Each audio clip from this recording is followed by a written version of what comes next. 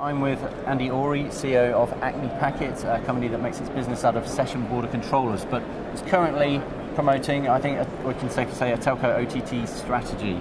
A lot of the focus in Telco-OTT is on the end user, the functionality, the sexy side of stuff. Session border controllers, not usually associated with that sort of thing. Maybe you can explain what value you bring to OTT. Sure. We make the fancy technology that's the plumbing that allows the telephone networks to connect endpoints to one another and enable folks over the top to deliver their own applications, to innovate, build brand, and create communities. So when folks want to innovate who live in Silicon Valley or New York or Berlin or London, but they don't operate telephone networks and they don't make devices, they need to connect into the devices and participate with the telephone network connections to allow this end-to-end connectivity to work. We're the glue. We connect devices to each other through telephone networks to different application environments. Mobile network operators, obviously the value they bring is in the networks, and that's where you guys play a key role.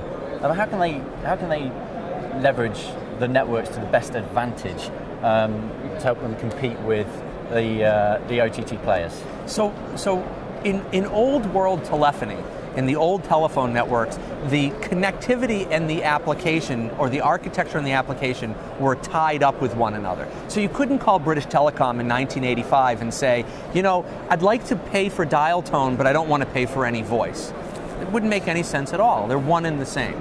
But in a world that's all IP, when you have IP origination, IP transit, and IP termination, which is what the modern mobile networks are going to be because of these 100,000 folks here and the 1,000 companies here, you're going to have a separation of connectivity and delivery of services from services themselves. So it's a world where the telephone companies, the mobile operators, are going to have operational excellence of high-speed mobile broadband to people's devices, to the phones and the iPads and the tablets that they carry. But they're not necessarily going to be where the wellspring of innovation occurs. And so they need to partner with the folks that can innovate. And the innovators tend to be the people that don't operate networks, and that come up with new voice and video and user community type applications, social media, gaming, business applications over IP. And so it's a world where they innovate but plug into the operational excellence of mobile broadband that the telephone companies are able to operate. Our technology allows those two worlds to participate and connect with one another.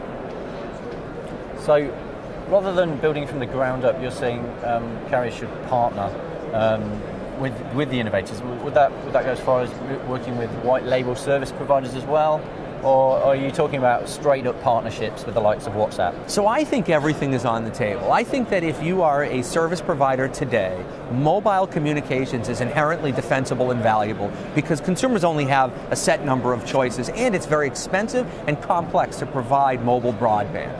The question that these operators have is very, very simple. Do I get involved in offering these services or do I not?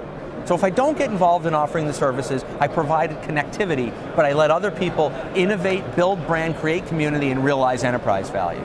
I don't think many of them want to do that. They historically have been involved with voice being their main branded service, but voice only is not going to be enough. So if they decide they want to get involved, the question is, where does the innovation come from?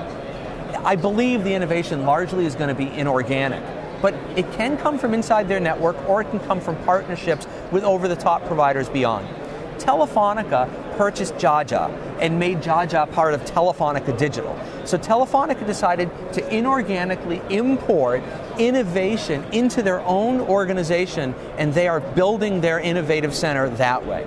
There are going to be other folks who are going to say, I'm not going to buy an external innovation source. Instead, I'm going to partner with those sources. So I really think that everything's on the table. And if I were a telco operator at this point, I'd make sure that I have low cost, high capacity, fully compliant, end-to-end IP connectivity, and then I would try several different ways simultaneously to see what works well for my corporation, my culture, and my user community.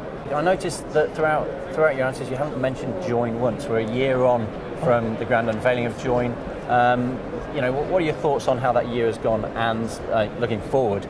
Is it something that the operators are going to Join more? Yeah, no, I actually am excited about Join. In fact, on our side of the pond, you're seeing some of our tier 1 operators talk about RCS and RCS 2.0, the next generation of RCS, RCSE, being really, really important to them.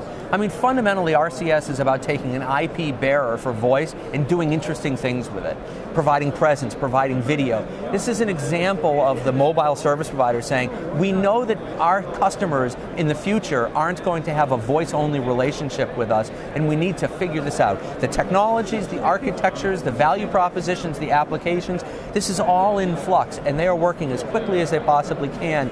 The way to do it is to pick the right architecture and experiment with different business models, and RCS is definitely a very valid one, and we expect to see significant growth in that this year. Fantastic, fantastic. Speaking of the rest of the year, what does it hold in store for Acme Packet?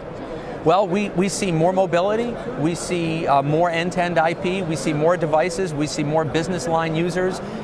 We just see the world inevitably moving more and more to manage network-involved IP connectivity for interactive communications, and our technology will secure, normalize, and deliver those kinds of services across those edges. We're very happy, and we're delighted that you stopped by. Fantastic. I hope you have a great show, and I hope to speak to you soon. Bye-bye. Thank you very much.